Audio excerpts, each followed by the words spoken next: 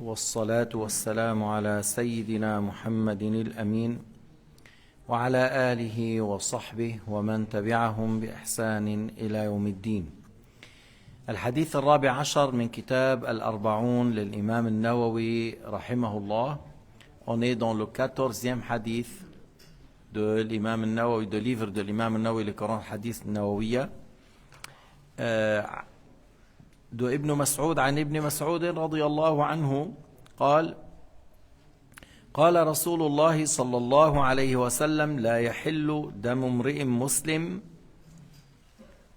إلا بإحدى ثلاث. سيأتي بيان.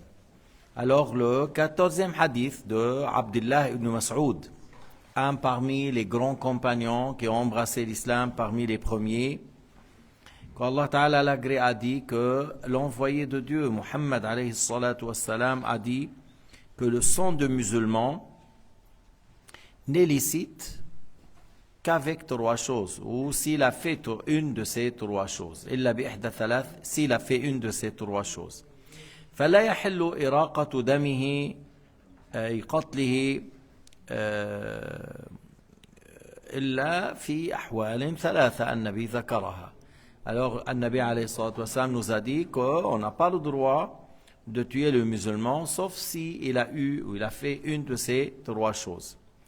هذا الحديث في بعض الروايات الصحيحين فيه زيادة: لا يحل دم امرئ مسلم يشهد أن لا إله إلا الله وأني رسول الله. Dans certaines versions de Sahih al-Bukhari et Muslim, il a dit, An-Nabi alayhi salatu wassalam, que c'est pas licite le sang d'un musulman, d'un homme musulman qui témoigne qu'il n'est de Dieu que Allah et que Muhammad est le messager de Allah. وهي كالتفسير لأن كما تقول مسلم يعني يشهد أن لا إله إلا الله, c'est-à-dire cette version un homme musulman qui témoigne, mais le musulman il témoigne, mais c'est comme une explication, c'est pour dire le musulman c'est la personne qui témoigne qu'il n'est de Dieu qu'Allah et que Muhammad est le messager d'Allah. إلا بإحدى ثلاث, إلا sauf s'il a fait une de ces trois choses. À ce moment-là, on peut, c'est-à-dire le tuer, mais pas nous, c'est pas moi, c'est pas toi. C'est le calife, le gouverneur, le juge, voilà. C'est pas n'importe qui dit, voilà, moi je veux te tuer. لا يجوز قتل هذا المسلم بسبب من الأسباب إلا بارتكاب إحدى هذه الأمور الثلاث ويكون هذا من قبل الخليفة. On n'a pas le droit de tuer un musulman sauf s'il a fait une de ces trois choses et que la sanction de mort aura lieu par le calife. يعني إذا أنتم هون مثلا, je pense par exemple en Amérique, là où il y a la sanction de mort, Texas ou Canada, il y a la sanction de mort. Mais c'est pas n'importe quel policier, il dit voilà, je te tue, tu as fait. Il le prend, il le met dans la prison, on va faire le tribunal, il y a la défense. À la fin, le juge, il dit voilà, il faut le tuer. Tu vois, c'est le juge qui décide pour eux. Et nous, c'est pas n'importe qui le prend, mais c'est le juge. C'est lui qui voit son état et par la suite, et le juge, il est sous l'ordre de calife, l'ordre de gouverneur.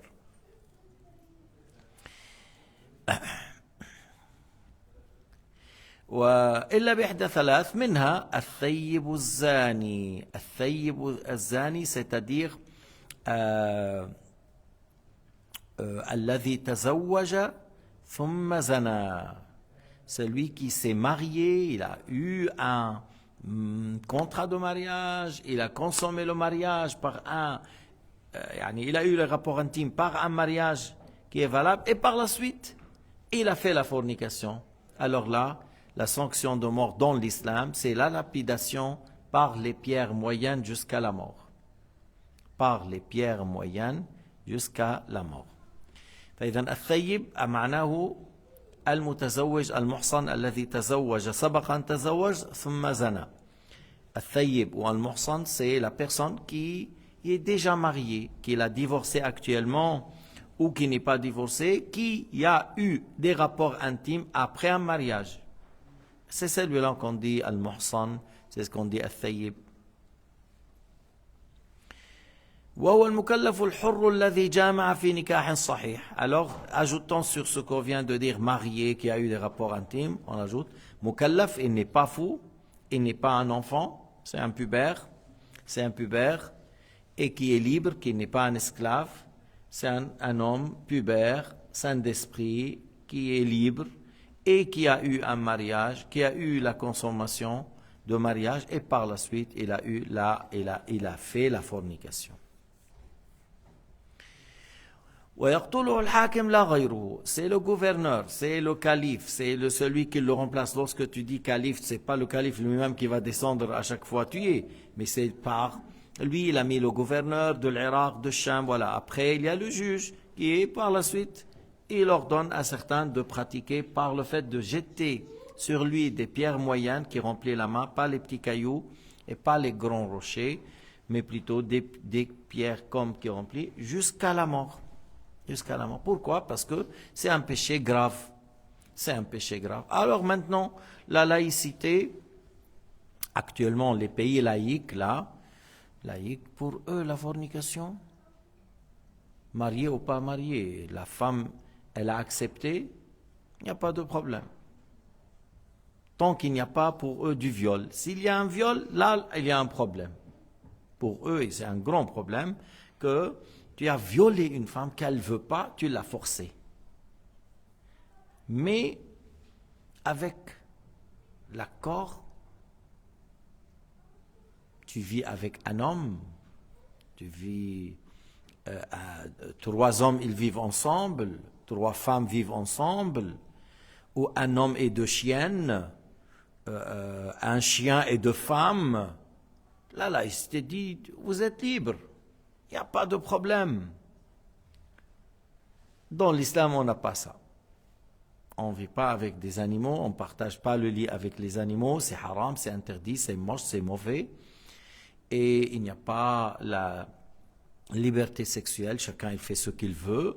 Allah nous a créés, Allah nous a ordonné des choses, nous a interdit. Voilà, c'est les lois de Dieu, c'est comme ça. Interdit de l'homosexualité, c'est interdite. Le mariage est licite. Et dans l'islam, le mariage, c'est pas limité à une femme. Si tu veux te marier avec 2, tu peux te marier avec la deuxième, sans la permission de la première, sans avoir une signature de la première. Bil ijma', avec l'unanimité, le musulman, il peut se marier avec la deuxième, sans la permission de la première, avec la troisième, sans la permission de 2 épouses précédentes, avec la quatrième, sans l'accord de ces 3 précédentes. Voilà, c'est comme ça dans l'islam. C'est comme ça dans l'islam. Maintenant, dans la laïcité, une seule épouse et tu ne prends pas la deuxième. Tu ne prends pas la deuxième. Si tu fais le mariage avec une deuxième, yani papier, tout ça, alors tu as des problèmes. Mais, tu as une épouse et tu as 3000 copines, il n'y a pas de problème. La laïcité dit, tu peux avoir une épouse et 3000 copines, 3200. Plus ou moins. La laïcité dit, elle est libre la personne. Elle veut avoir une copine, une chienne, voilà. La laïcité dit, la liberté sexuelle. Mais il ne faut pas les violer. Il faut qu'elle fasse avec leur accord. La laïcité dit, une épouse et plusieurs copines, comme tu veux. L'islam, il dit, 4 épouses, tu as le droit. Maintenant, est-ce que la femme est obligée d'accepter de se marier avec quelqu'un qui est déjà marié? Non. Il y a beaucoup de femmes qui disent non, tu veux me prendre la deuxième? Non, je n'accepte pas. Non, je prends un homme à 60 ans, même s'il a 25 ans. Je prends un homme à 60 ans et je ne prends pas un homme marié. Elle est libre, n'est-ce pas? La femme, elle est libre. Al-mar'a. La an taqul la uridu an atazawaj ma'a rajulin mutazawwaj. Mais en Afrique, ça passe très bien. 3 épouses, ça passe très bien. Ils collaborent ensemble. Et des fois, même si le mari il fait des bêtises, les 3 femmes, ils vont des fois le corriger un petit peu. Les 3 collaborent ensemble. Et elle travaille, elle bosse, elle met l'enfant, l'enfant il est derrière, ici je ne sais pas quoi, sur la tête il y a les oranges, et elle coupe, ou elle fait le travail, elle vient le soir, elle aide beaucoup les femmes là-bas, aide beaucoup le mari. C'est pour cela l'homme, alors pourquoi ne pas avoir trois? Si j'ai des femmes qui collaborent, qui aident, pourquoi pas? Et encore, en Afrique, là, tu n'as pas besoin de louer des appartements 2000 francs, l'appartement 1500. Tu peux construire 500, 600 francs, une chambre ici, une chambre là, toilette commune des fois, puis la cuisine, sa cuisine, c'est un peu de briques là, puis après on met le feu, puis... Moi, j'ai vu des cuisines comme ça. J'ai été à Bela. À Bela, là, dans les montagnes, voilà, dans les forêts. Alors là, pour se réveiller pour le subuh, elle vient, elle fait pour le coq. Le coq, alors elle fait signe, il faut que le coq crie. S'il a pris de retard, alors le coq crie, on se lève. Elle porte l'eau, là, l'eau est chaude, elle est là, elle a déjà préparé l'eau chaude, tout ça. Yani, toi, tu te lèves à 4 heures du matin, elle est déjà réveillée avant. Alors, il faut être en Afrique, là, pour que tu sois un peu tranquille, un peu à l'aise. طيب. إذن, Al-Rajm, celui qui s'est marié et il a fait la fornication, la loi dans l'islam dit qu'il y a la lapidation. C'est comme ça dans l'islam. En Suisse, voilà, chacun il fait selon la loi laïque. Et voilà, vous connaissez les lois ici. Si ici une personne force son épouse à avoir des rapports intimes, selon la loi, elle peut l'attaquer en disant il m'a violé. Mais cette dame, si elle va en Égypte ou en Syrie ou au Bangladesh où elle dit mon mari m'a violé, le juge il va avoir autre chose avec elle, mais pas avec son mari. Avec elle. Pourquoi tu t'es marié alors?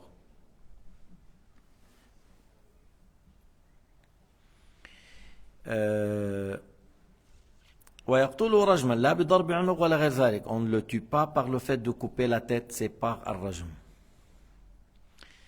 Comme ça a été rapporté dans Sahih Bukhari et Sahih Muslim, que celui qui a fait la fornication après le mariage, après qu'il s'est marié et qui a consommé le mariage, c'est par la lapidation et on ne le tue pas autrement.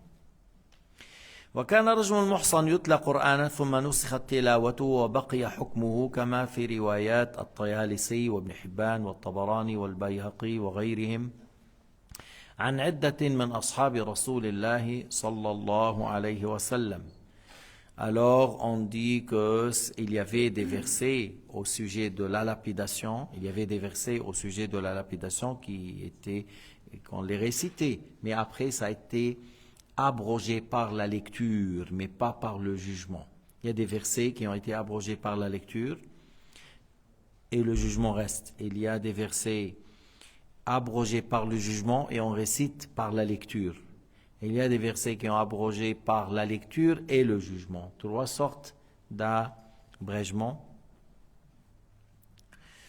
Et comme ça a été rapporté, on a dit qu'il y avait des versets qui ont été révélés au sujet de la lapidation, comme il a rapporté Ibn Hibban, Al-Tabarani, Al-Bayhaqi et d'autres, de certains compagnons. وقد رجم رسول الله صلى الله عليه وسلم ورجم الخلفاء الرجم. رجم يعني أمر بذلك.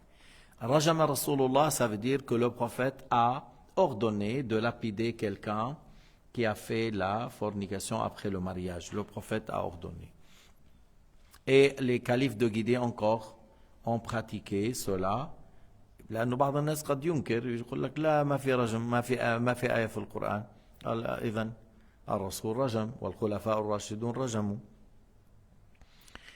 Si quelqu'un dit mais il n'y a pas dans le Coran, on dit ces versets sont abrogés et An-Nabi alayhi salatu wassalam a ordonné de pratiquer la lapidation et ses compagnons aussi, les califes de guider. ومن بعدهم السلاطين على توالي العصور بلا إنكار من أحد. Encore après les califes de guider, les sultans, que ce que tu dis au temps de Abbasides, au temps de Umayyads, au temps de Ottomans, au temps de Salajiqa. Cette loi a été pratiquée et personne parmi les savants a critiqué ou il a dit comment, pourquoi. فانضاف الإجماع العملي إلى الإجماع القولي بشأنه والنصوص الصريحة. C'est-à-dire il y a l'unanimité de la pratique pendant des siècles avec les textes qui ont été dits par Nabi alayhi salatu wassalam, comme on vient de citer ce hadith. إلا الثيب الزاني أحداها الثيب الزاني. قال إمامنا الشافعي رضي الله تعالى عنه أخبرنا مالك عن يحيى بن سعيد أنه سمع سعيد بن المسيب يقول قال عمر الخطاب رضي الله عنه إياكم أن تلهوا عن آية الرجم أن يقول قائل لا نجد حدين في كتاب الله فقد رجم رسول الله صلى الله عليه وسلم ورجمنا فوالذي نفسي بيده لولا أن يقول الناس زاد عمر في كتاب الله لكتبتها الشيخ والشيخة إذا زنيا فارجموهما البتة فإنا قد قرأناها. Alors, l'imam Shafi'i a rapporté de l'imam Malik radiyallahu anhu, de Yahya fils de Saïd, qu'il a entendu Saïd ibn al-Musayyab, qui est un grand imam, disait que Omar radiyallahu ta'ala anhu a dit ne soyez pas distraits de verset au sujet de la lapidation. Et il a dit si je crains que certains disent que Omar a ajouté, j'allais là écrire que Shaykh ou Shaykha, c'est-à-dire celui qui est marié et celle qui était mariée et qui ont fait la fornication, alors il faut les lapider, une punition de la part de Dieu Azza wa Jal. Mais comme a été abrogé par la lecture, c'est normal, il a dit seulement rappelez-vous qu'il y a quelque chose qui a été révélé à ce sujet, même si c'est abrogé par la lecture, mais il n'est pas abrogé par la pratique et le jugement.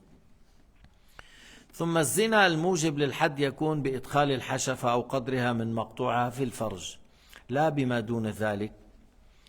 Alors la fornication qui implique l'arrêt, la fornication qui implique l'arrêt, le fait de pénétrer le gland ou l'équivalent du gland pour celui qui n'a pas, qui a été coupé, dans l'organe génital chez la femme. Oh, alors maintenant, s'il a fait la sodomie, encore il y a un arrêt, il y a un arrêt. Amma si on a vu de personnes déshabillées, mais on n'a pas vu la pénétration, on ne va pas dire il a fait la fornication. Si tu fais ça et tu n'as pas amené les 4 témoins, toi et 3 témoins dignes, qu'ils disent on a vu l'acte, vous seriez lapidés, vous seriez fouettés. إذن إذا واحد قال طيب أنا رأيت فلان وفلان عاريين، طيب رأيتهما عاريين، هل رأيت الجماع؟ لا، إذن لا تقول أنا هذا زنا، تقول رأيته في حال ليس حسن. Tu vois, je l'ai vu dans un état qui n'est pas bon. Mais pour dire il a fait la fornication, il faut témoigner. وأن إذا قال رأيته يجامعها ويستحب أن يقول يدخل فرجه في فرجها كإدخال الدلو في البئر كالإدخال المرود في المكحلة. Alors s'il ajoute en disant oui j'ai vu l'acte de la fornication, j'ai vu l'acte, et c'est bien de dire comme on fait descendre le seau dans un puits, comme on fait le bois on met le kohol dans la boîte pour prendre le kohol. Et c'est bien de le dire actuellement, et avec ça, et qu'il y a 4 hommes dignes de confiance qui ont témoigné, 4 dignes qui ont témoigné. Alors si on est 2, on ne va pas parler, on blâme le blâmable et on dit à cette personne craignez Dieu, repentissez, voilà. Mais si tu veux parler et tu n'as pas amené 4 témoins, l'homme il dit celui-là il m'attribue la fornication, je veux qu'il soit lapidé. S'il n'a pas amené les 4 témoins, L'autre, il va pas lapider, je répète, c'est lapsus de langue, c'est il faut le fouetter. Il faut le fouetter 80 coups de fouet. وهذا عم ينصبني إلى الزنا. هل يأتي بأربع شهود؟ فإن لم يأتي بأربع شهود إيش؟ يجلد 80 جلدة. إما بتأتي بأربع شهود أو يجلد 80 جلدة.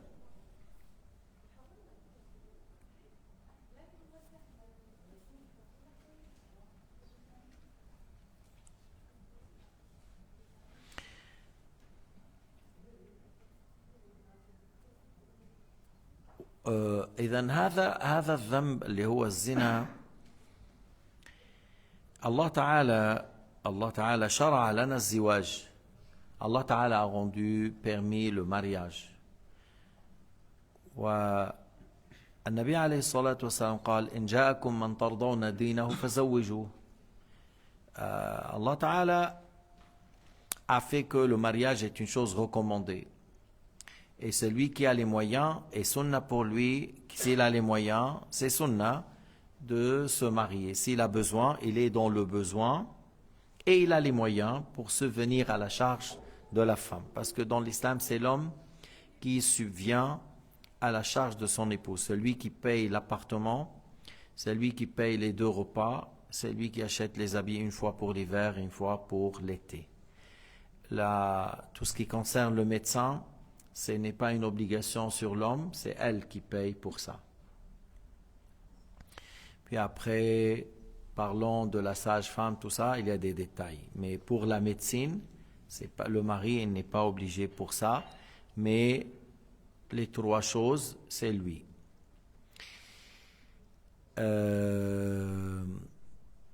والنبي عليه الصلاة والسلام قال يا معشر الشباب من استطاع منكم الباءة فليتزوج. النبي عليه الصلاة والسلام il a dit ô vous les jeunes, celui qui a les capacités, celui qui a les moyens, qu'il se marie. فإنه أغض للبصر وأحسن للفرج. Ça aide la personne à baisser de son regard et ça préserve l'organe génital de la désobéissance. Et en même temps, comme lui, il veut s'éloigner de l'haram et de péché, alors c'est magnifique le fait que se marier. Puis après, tu sais, la vie, c'est pas une chose facile. À faire toutes les choses tout seul, c'est pas. Lorsqu'on est 2, on partage les tâches et tu trouves quelqu'un qui t'épaule, tu l'aides. C'est magnifique en général, le mariage. Et toujours, celui qui veut se marier, il faut qu'il sait que, voilà, il y a des engagements, s'il y a des enfants, il faut assumer, c'est sur toi, c'est pas sur l'épouse. Si la femme d'un coup, il a amené 3 enfants, il y a des femmes qui tombent enceintes et elles mettent 3 d'un coup. Bon, ici, les Suisses, ils vont l'aider. Ils vont subvenir aux couches, ils vont envoyer quelqu'un pour l'aider. Mais tu vois, d'un coup, 3 enfants, tu vois, il faut aider cette femme. Il faut l'épauler, surtout que lorsque toi tu travailles, tu viens le soir, il faut tout de suite prendre les enfants et soulage ton épouse. Parce que c'est pas facile le fait de passer toute la journée avec un enfant ou 2.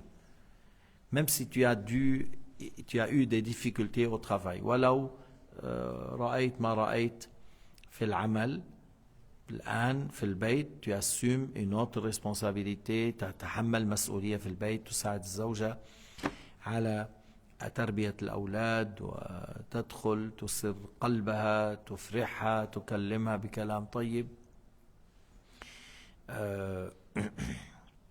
فالذي يرى من نفسه أنه بحاجة إلى الزواج فليتزوج وليبتعد عن مجالسة النساء والأماكن التي فيها شبهات. Celui qui trouve que lui il a besoin de se marier, alors qu'il se marie et qu'il s'éloigne des endroits de soupçons. Il ne faut pas que tu passes toujours à côté, tu veux boire le café à côté de discothèques, voilà, des choses comme ça, ou là où les boîtes de nuit, là où il faut éviter ces places. La route, là où il y a ces gens, voilà, ces places, il faut éviter.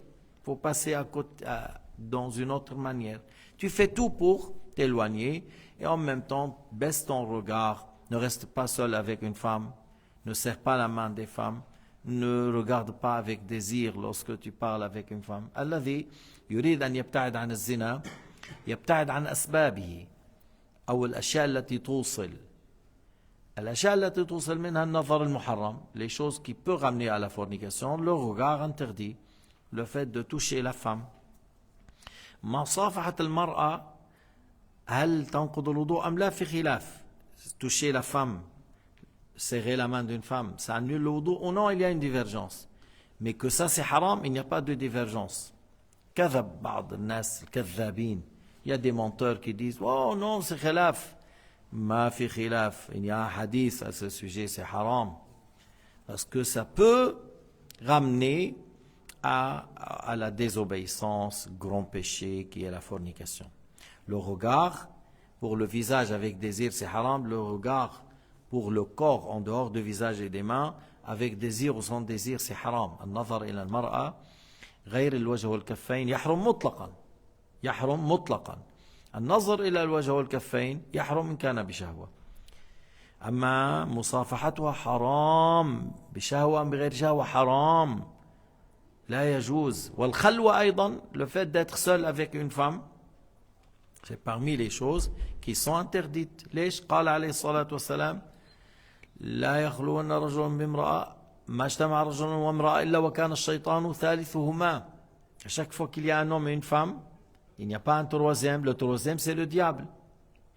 وقال عليه الصلاة والسلام لا يدخلن رجل على مغيبة إلا ومعه رجل أو رجلان.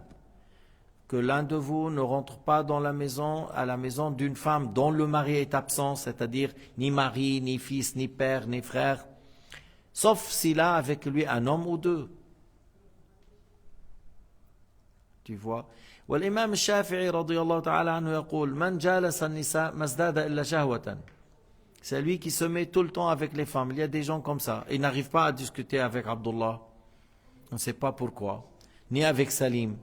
Mais avec les femmes, subhanallah, dès que tu mets avec la femme le grand sourire et la gentillesse, et vraiment, il est un homme hors sujet. C'est pas que, il n'est pas comme les autres. Moi, je connais quelqu'un comme ça. Vraiment, mais vraiment, il est très mauvais. Et il est très mauvais. Une fois que la femme elle est chez lui à la maison, c'est un commandant chez Hitler. Un commandant de l'armée nazie. Bouge pas. Mais avant, voilà John Travolta. Très gentil, très doux, très souriant. Mais magnifique ces lunettes, mais comment tu t'habilles comme ça, c'est très joli. Vraiment la langue, comment les mots sortent tout seul. Avec ses frères, voilà, il est très froid tout ça, comment ça se fait? Imam Shafi'i a dit, et celui qui se met tout le temps avec les femmes, ne lui donne que plus de désir. Et que plus de désir. ما ازداد إلا شهوة ما جالس النساء ومن جالس النساء ما ازداد إلا شهوة. Alors plutôt la grande sourire et la gentillesse c'est avec tes frères, et avec les femmes tu fais semblant que tu ne la connais pas, tu fais comme elle ressent qu'il y a avec toi une barrière, comme une barrière là كان بدك تحميها وتحمي نفسك pour la protéger et que tu te protèges. Pour la protéger, pour que toi tu te protèges, tu fais comme s'il y a un voile, qu'elle n'ose pas te regarder, qu'elle n'ose pas ouvrir des sujets avec toi. Vraiment, s'il a besoin, elle dit ce qui est moi. Et toi aussi, tu veux parler, tu demandes quelque chose de très bref, avec une certaine limite, avec un certain charisme, avec un certain respect, avec une certaine distance, d'une manière que le shaitan n'aura pas place avec toi et cette dame. المطلوب من الإنسان يكون بينه وبين النساء حاجز معنوي, شيء من الهيبة والوقار, شيء من بحيث أن الشيطان إذا أراد أن يدخل لا يجد مكان, لأن الشيطان إذا أتعبه إنسان يأتيه من قبل النساء, parce que le shaitan s'il trouve des difficultés avec certains hommes, alors ils viennent par les femmes. يقول هذه سهم الذي لا أخطئ به. Il dit c'est ma flèche avec laquelle je me trompe pas. في ناس كفروا بالله من أجل المرأة. Il y a des gens qui ont mécru en Dieu pour une femme qu'il avait avant. Il a appris le Coran. Il a appris le Coran. Ibn al-Saqqa. Ibn al-Saqqa a mécru. Un muaddin, il a mécru pour une femme. Et d'autres. Et d'autres. إذن النبي قال للنساء أبايعكن على ألا تخلون مع الرجال وحدانا. Je vous donne le pacte d'allégeance pour et à condition ou que de ne pas être avec un homme toute seule. Que la femme ne soit pas seule avec un homme. Alors ça, c'est une chose importante qu'on ne fait pas le khalwa. Parce que s'il y a le khalwa, c'est là où le shaitan travaille. Donc je pense que vous avez connu, entendu, vu histoire Clinton, Lewinsky. Je sais pas, dit que l'épouse de Clinton, Hillary, elle n'était pas présente. Elle était seule avec Lewinsky. Et Rahfia. Elle était déshonorée depuis l'Amérique jusqu'à la Chine. Ils ont mis en Chine un grand écran pour voir comment son visage rougit lorsqu'il a menti, lorsqu'il a ça. Et parce que être seul avec une femme est un danger et c'est haram dans l'islam. Alors le regard, toucher la main et être seul, ces trois choses, il faut les délaisser. Et si tu veux être loin, non, rentre pas dans la maison et il y a une femme toute seule. Tu rentres pas dans une maison et il y a une femme toute seule. Soit tu demandes à un autre homme qui vient avec toi, ou tu viens avec ton épouse, ou avec ta sœur, tu demandes à cette femme, appelle ton frère, appelle ton père, appelle ta mère. Et le médecin, parce qu'il y a les médecins, lorsque lui, il est généraliste ou il est gynécologue, médecin, médecin, c'est un être humain, médecin. La femme ne rentre pas chez lui toute seule. Il a une infirmière, elle vient avec son mari, elle vient avec sa mère, avec sa sœur. Bien sûr, maintenant, le médecin, il y a de l'ordre. بالنسبة للطبيب في ترتيب معين. في دكتورة ما بتروح عند طبيب. Il y a une femme médecin, elle va pas aller chez l'homme. Elle va pas aller chez l'homme s'il y a une femme. Puis à la fin, il y a un médecin musulman et un médecin non musulman. Elle va chez le médecin musulman et malgré ça, elle prend avec elle son mari ou sa sœur ou sa mère, mais son mari priorité. Après, tu dis la maman et la sœur, tout ça. Et supposons, voilà, celle qui est présente, sa sœur ou la maman, n'est pas comme le médecin. Le médecin, il regarde là où il y a la nécessité, L'autre, il est là pour couper le khalwa. Il ne va pas regarder entre le nombril et le genou, la maman et la sœur. Et vous connaissez déjà dans l'islam, on ne se promène pas nu dans la maison. Il n'y a pas de nudiste dans l'islam. Ma fille, ta'arri, mais l'islam. Nous, voilà, on est dans la même famille. Alors, voilà, les gens se promènent avec le boxer et les slips, ça ne va pas. La fille, avec sa maman, avec sa sœur, couvre entre le nombril et le genou. Avec sa mère, avec sa sœur, couvre entre le nombril. Alors, avec son père, à plus forte raison, et avec son frère aussi. Alors, même si, supposons c'est une femme qui a 4 filles, le mari est mort ou il est divorcé, alors il n'y a que 5 femmes qui vivent dans la maison. Il faut couvrir entre le nombril et le genou. On ne parle pas de la fille de 2 ans, 3 ans, on ne parle pas de ça. On parle de la fille qu'elle peut faire se doucher toute seule, elle peut aller aux toilettes, elle a 9 ans, 8 ans, 10 ans, 12, 15, voilà. Elle couvre entre le nombril et le genou. Même si c'est une maison, il n'y a que les femmes. Que ça veut dire s'il n'y a que les femmes? Elles se promènent sans habit? Non, c'est haram. Et s'il y a des garçons et filles, alors à plus forte raison. À plus forte raison. Le fait de respecter ces choses-là, c'est pour que la personne s'éloigne du péché grave qui est la fornication. المراد بهذا أن الإنسان يبتعد عن الزنا وعن أسباب الزنا والأمور هذه يعمل حاجز، يعمل. لذلك قال تعالى قل للمؤمنين يغضوا من أبصارهم ويحفظوا فروجهم ذلك أزكى لهم. Dis aux croyants qu'ils baissent de leur regard, qu'ils préservent leur organe génétique. C'est mieux pour eux, c'est plus pur, c'est une purification, c'est quelque chose de bien que tu baisses de ton regard.